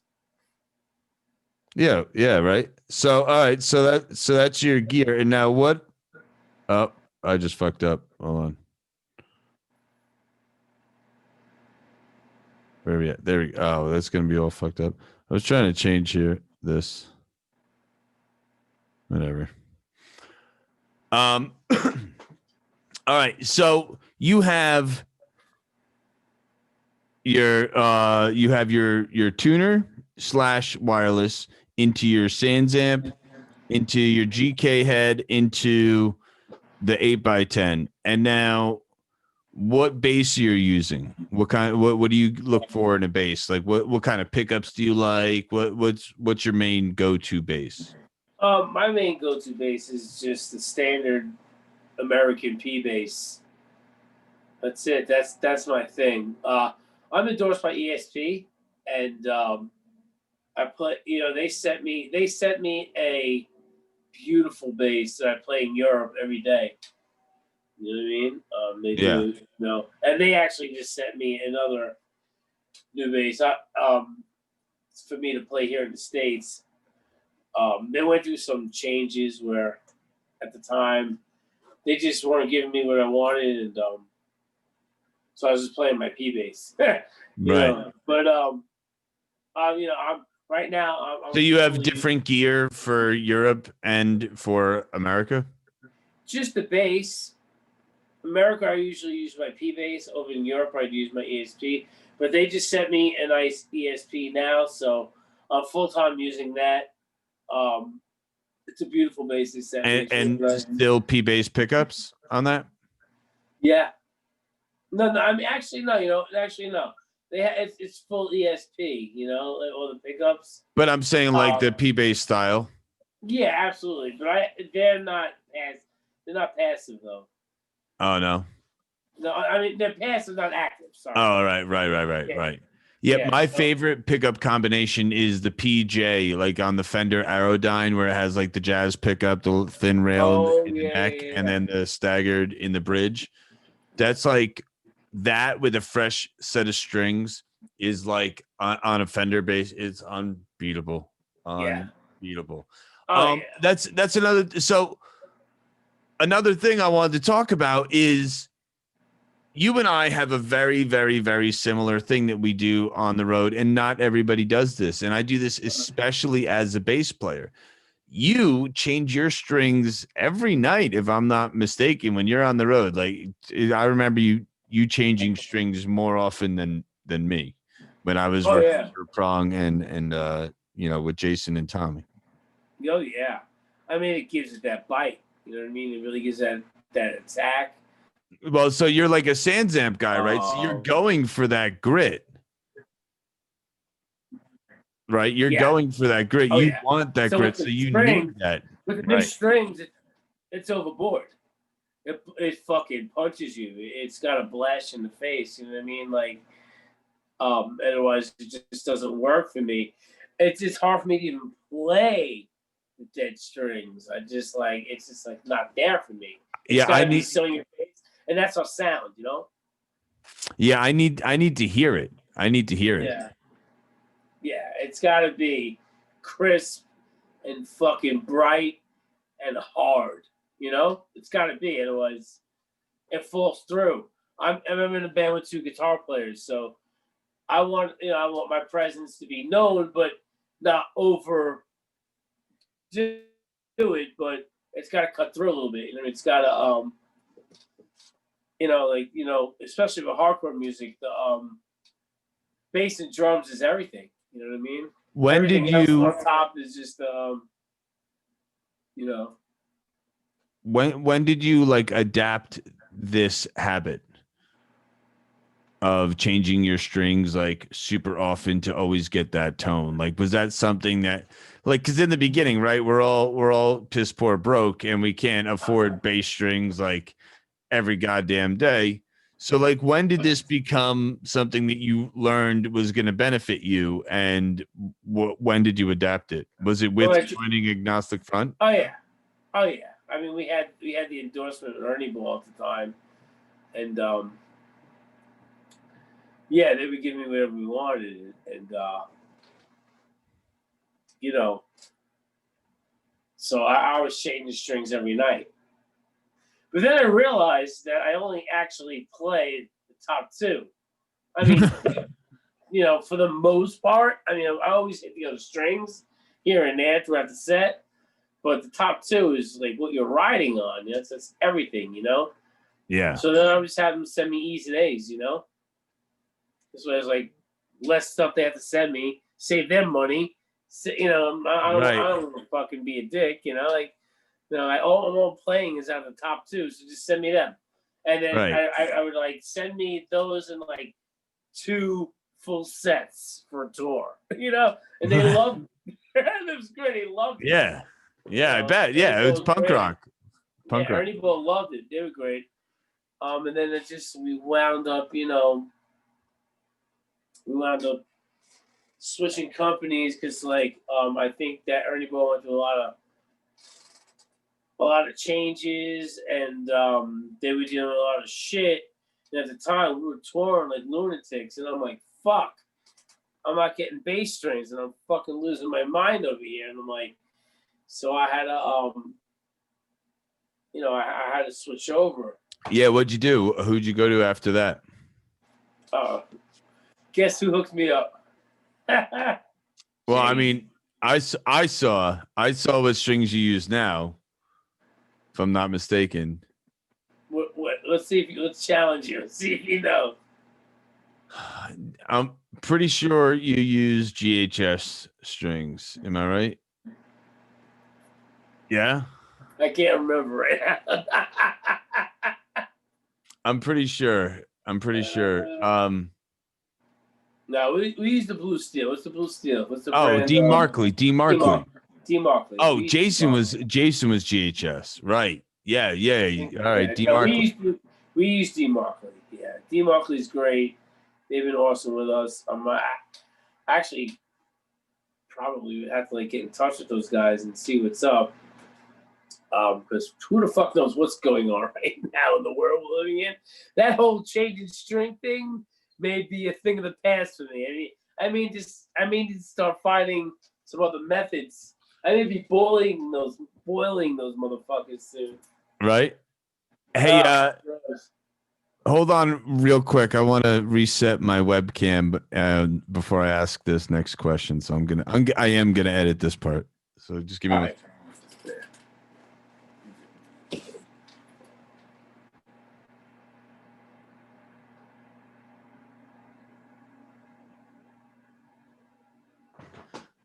Yeah. After I switched it like narrowed my fucking picture. I had to just unplug it. All right. So that string thing kind of brings me into this next part here where we don't know what's going on. So when you're not on tour, which as we've figured out has basically been, for the first time in 20 years, just this past year, what are some things that you do to keep yourself creative, right? And how are you trying to push forth that and still keep yourself busy and also do something that like you can build from? Like what kind of stuff have you been doing? Well, I mean, if anyone that knows me or follows me, I love art. I love any. No way. With that background, I'd never tell. Go figure. I'd never tell. I love graffiti. I love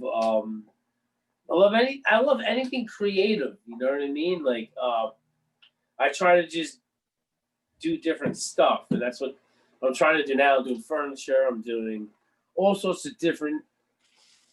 Like you're painting furniture? Yeah. I'm building a cassette tape table, coffee table. All right. Out of cassette tapes? Not out of cassette tapes. That's kind of cool idea too. But I created a big like picture coffee table, a cassette tape, and I've seen some of those, and I was like, wow, it's really cool. But then I was like, what if I do my style art on and make my own style cassette on that? So that's what I'm doing now. You know what you should do? You should do exactly that, but film it and put it on YouTube. Oh, we're gonna do all of it. Yeah, once we get it done, and we're gonna do a lot. But no, like as you make all your art, you should just have a camera on. Yeah, documented. Yeah. Yeah, just have a camera on. Talk about it, dude. If you ever look at what YouTubers are, they're really just like I know they document themselves. My daughter is obsessed. All they do is document themselves. Just document your creation process. That's what that's what people appreciate with this Patreon stuff, right? Yeah. Like they are there to support. They want to see the ins and outs. Everyone always wants to see the behind the scenes, right? That's what I look up. I always want to know how does the process start? Anyone can listen to a hit song. I want to see I want to see like a year in the life of Metallica, and I want to watch that band struggle. Yeah. I want to Yeah, see dude. that. Yeah. I want to Take see that shit. that changed my life. A year in the life of Metallica changed my life. Yeah. So you're doing your art, and so you're doing paintings, and you're making furniture, and do you sell it online or what? Oh yeah, most of the stuff I sell online. The furniture is kind of a new thing I'm doing.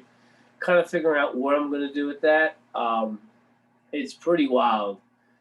I'm excited about it. We were working so long on it, but like then COVID hit, and then we had to build this, and that kind of took a little time out. Um, as far as on the creative side, but creating this was like a really amazing thing too. Um, but yeah, now we're working really hard on this furniture. It's a really cool thing. Um, you're just gonna have to see it. You know, I mean, it's hard to explain. It's gonna be definitely different than anything that's out there. It's it's actually a piece of art that's furniture. You know what I mean? It's like That's the best. That's the best. It's really combining cool. everything. Yeah, I love that. Yeah, it's really cool. It's very street. It's very it's pop, graffiti. Just it's really cool. It's just it's fun. I'm so excited. I can't wait to release it. We were And working on it you're so gonna long. release that on your website, I'll release yeah. You'll see and that's Mike-Gallo.com, right? no the Hold on. website. Oh, sorry, Gallo.originals.com. Yeah, there we go. Yeah, I mean, Gallo.originals.com. That's I knew I knew it. but I mean you can find me on IG. You know, it's just And Mike Gallo. that's Mike Gallo, right? Yeah. Yeah, so it's With the easy blue to check find me. mark. Make sure Yeah. there's a blue check mark there. Absolutely. Yeah, The I love seeing all the different pieces that you've created on your Instagram. I love it. I love it for like it's so cool. And you just recently even did like a shirt collab with Agnostic Front, right? Yeah, I did that too. With a friend of ours from Queens, guy's named Freddie Alva. He's released a book called Urban Styles, and he just like deals with like street culture. Right, and you have your own clothing line too, right? With this? Yeah. I mean, I have my own thing. I mean, like, this is mine. The little selfish promotion over here. Yeah, I You love know, that. I love that. and the hat. You know, I put my designs on clothes. You know, I think I do fun stuff. Um, some things do better than others, but I got a whole store of anything from pillows to hoodies to sneakers to clocks to And that's the Gallo-originals.com. yeah, check it out. Yeah, some Awesome. fun stuff. Dude, I started with the t-shirt because I was playing in all these different bands and I was like getting paid $7 a day to go on these punk rock tours. You know what I mean? And it Yeah, was like up to $30 a day was like top pay for punk rock. And like, so I started coming up with my own t-shirt designs, just to try and, make that money to eat, where it doesn't have to come out of the band fund or something like that. Cause I was too broke to buy a cheeseburger. And then that turned into me having like my own solo band and stuff. And it's cool to see someone like you who, got your staple in this industry in a band, and you've been able to take that platform and release your art with it, and grow your brand. And that's so cool. Like, to be able to take from this and use that to push your other creative side. I love that. yeah. It's just you gotta find like your niche. Like before I was doing this, I became a barber because I just wasn't making enough money doing the band. And I was like, what happened to the band ends? And when I was something to fall back on, and I learned to cut hair. That was fun. I was doing the barber thing. That was a good time. I made Like a some money. straight razor guy. Yeah, all that shit. Yeah, old school barber. I know a friend of mine was teaching me. Last time I was in Dallas, I wanted to get a straight shave because I just wanted to be like down in the old west and like get like, and it was horrible. It was like a horrible. It's like the dude, Yeah, like didn't know what he was. it, I was like, I could do better myself. yeah.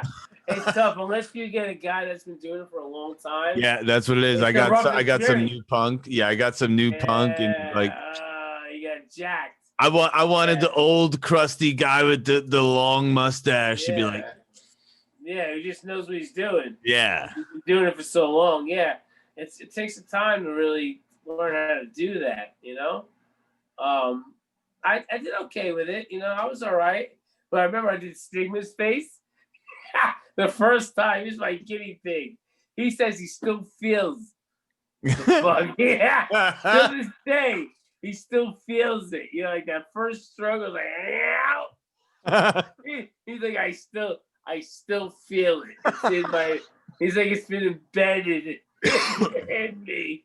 Embedded in his soul. But yeah, I did the barber thing. That was cool. That got me by. I always seem to fucking get by no matter what I do. I don't know. I'm an idiot savant, What can I tell you, Yeah, But, we're at least half of that. We are musicians. Yeah. We're either idiot savants or just savants. I don't know which. Yeah. Sometimes I go through cycles with what I feel like. Yeah. Because I like mostly idiots, sometimes savant, Yeah. Savant for about 45 minutes to an hour every night. And then yeah, you kidding, man. It's great. Idiot the rest of the time. Yeah. No, yeah, I definitely miss the road life, but I've been doing everything I can to adapt to these new times, and we're gonna see where the future goes. A hardcore show. I am very interested to see how that comes back into the world. You and me both. For those of you who don't know, hardcore shows are usually entirely too many people in like large to 3XL t-shirt size in a venue that isn't supposed to hold as many people that are there. And it's packed and everyone's drunk and everyone's bouncing off each other. And it's a phenomenal experience. But it's very close. It's very sweaty. It's very intimate. It's very much. It's like a contact sport. Oh yeah, it's like even all it spills UFC, onto the stage. But not. You can go off, but everybody helps each other. It's like people are trying to kill each other, but not really. Yeah, but they pick each other up.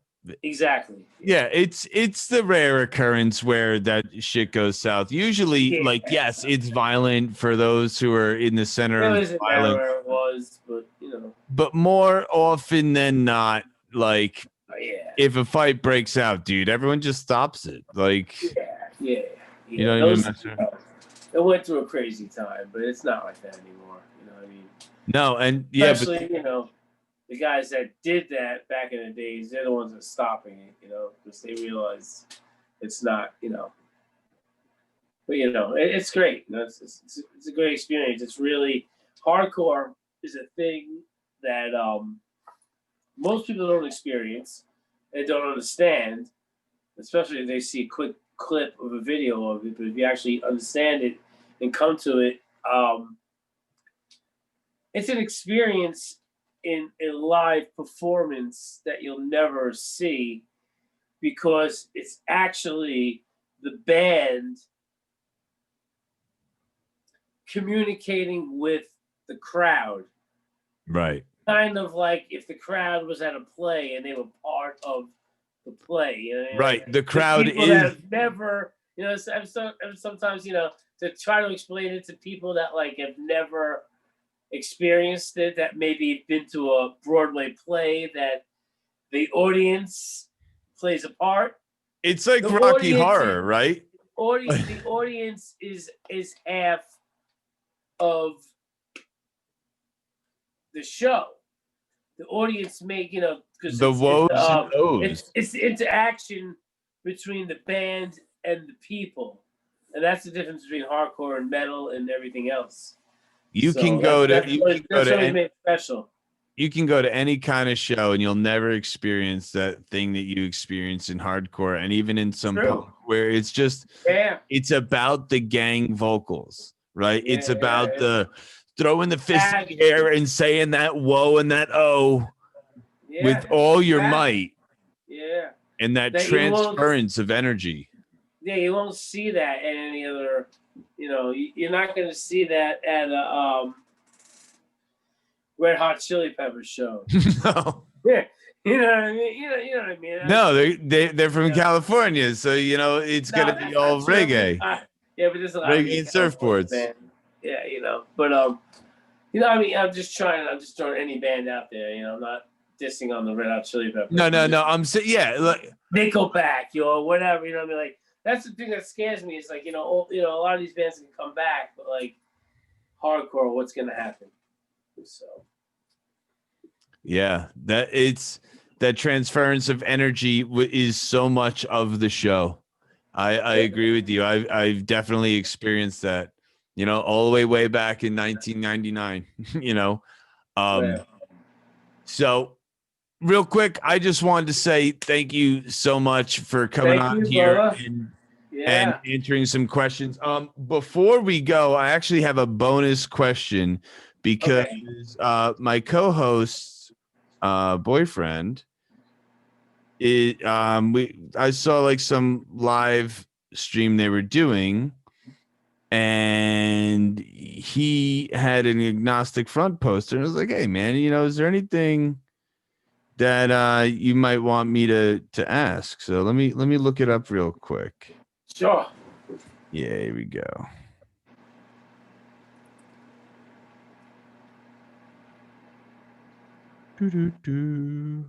This will be a little bonus. Maybe I ask from this page.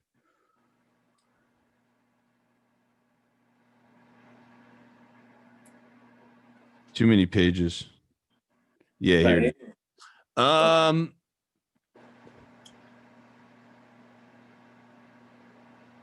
Ooh, this is a good one. Oh boy. This is something that you're gonna have to think about. Oh boy. So bonus.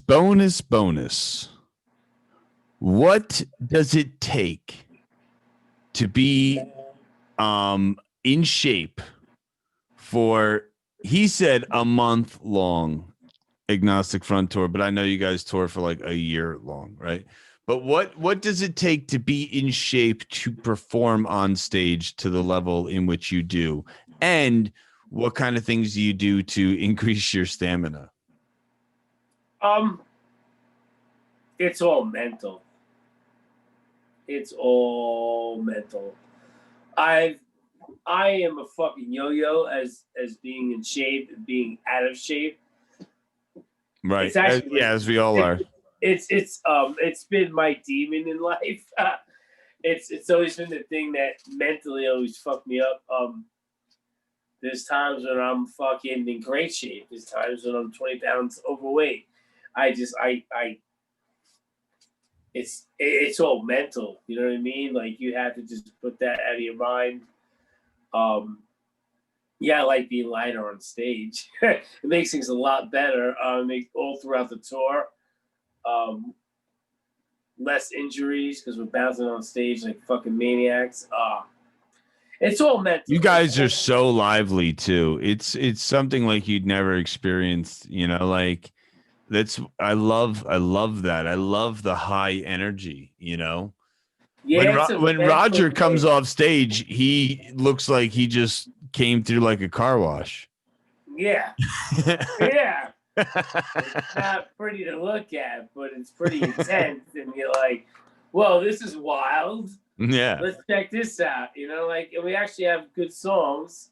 Yeah, you do. Perform well. And anthemic. If you like give it a little bit of a chance, you get sucked in, I agree. I play with, like Vinny and Roger, those two dudes, they started a scene, the hardcore punk rock scene, just thinking there was an outlet for them as like kids, just to just get away from real life and whatever was going on problems they were having in their life, and they created a scene that became worldwide, and now they're like in their 60s and 50s, and like, holy shit, like we're still doing this Godfathers of hardcore.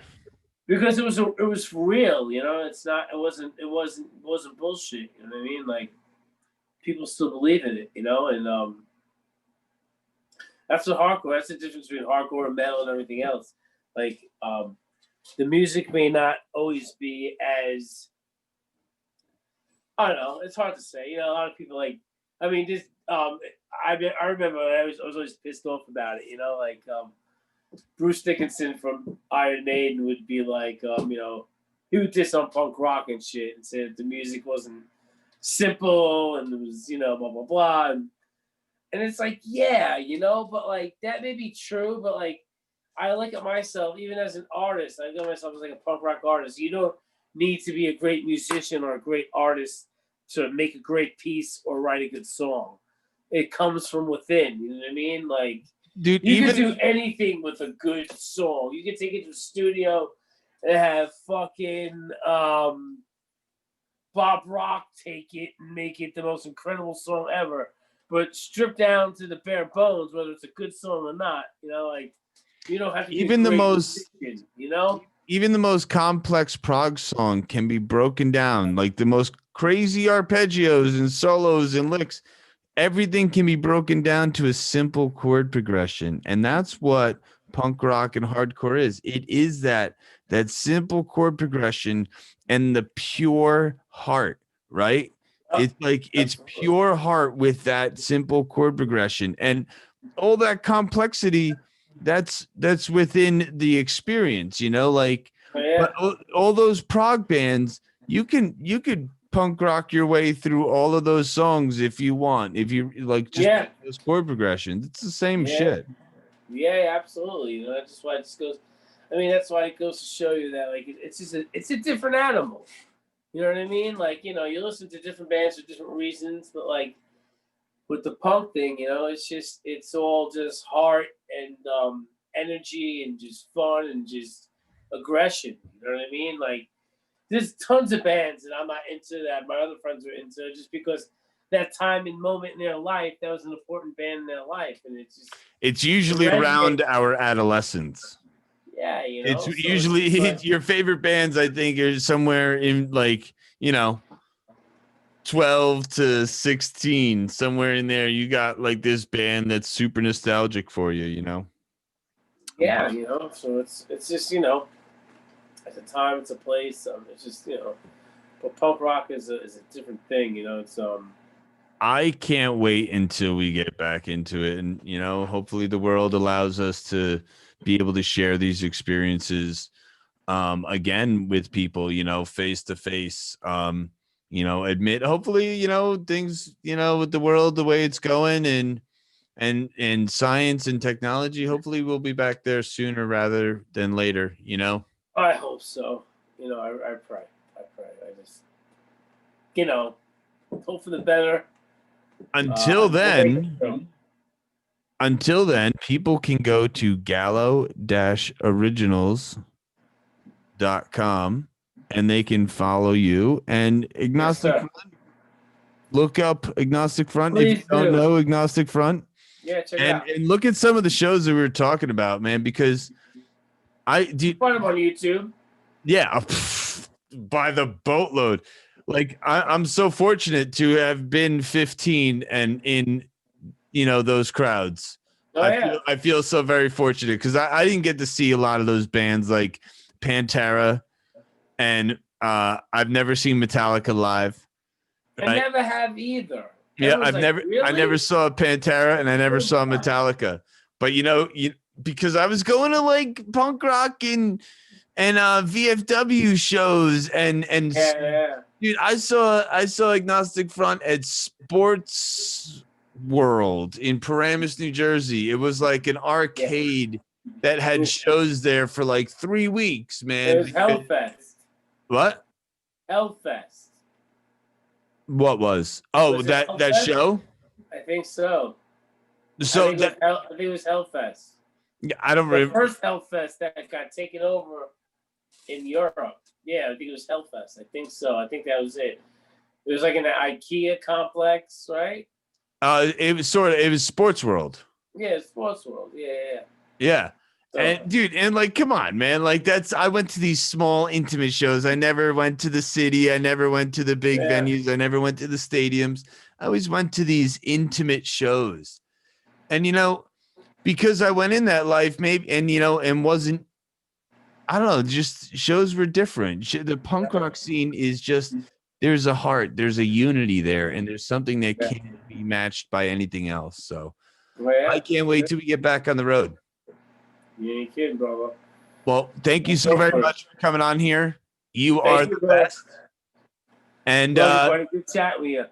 Yeah, man. And the extended interview of this will be on my Patreon, patreon.com/DeanMusicOfficial.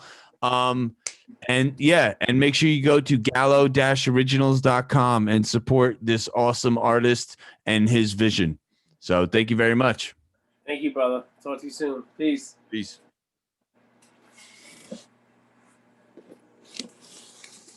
All right, man. Hey, thank you so much again. Yeah. Hold on. Oh, yeah. Okay. Yeah, brother. Good chat, bro. I could go on for forever. Yeah, we can go on for years. Dude.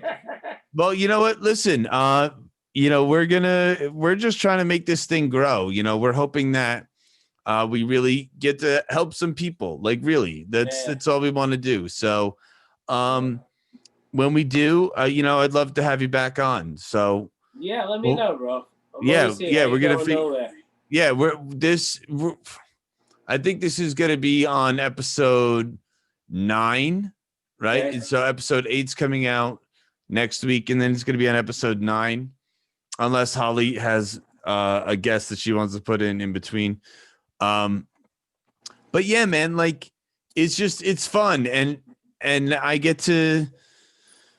I don't know. We're all gonna die one day, and we have all these stories and all this knowledge. And like I've spent 24 years just studying how to like make my fingers move, and I just want to do whatever I can to fucking help other people understand what they can do to make that easier. You know what I mean? Yeah, man. I get it. It's good. It's fun. It's a good release. It's good to talk. And it's for bass players since fucking when? Since fucking when? Yeah. That's right, man. Like nobody takes the bass seriously. Nobody does. Some of the greatest bass players in the world, like, really make us move. You know what I'm saying? And people don't even realize that. They don't get it. Dude, bass is what makes the hips shake. Even though I'm a guitar player, man, I love being a bassist. Like, I don't care. I know it's a different job. I fucking love it. My dad, like, when I wanted to play guitar as a kid, my dad's like, you know what?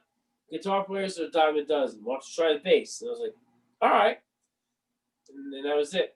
Yeah, man. That's what makes the hips shake. I would have never been where I am today.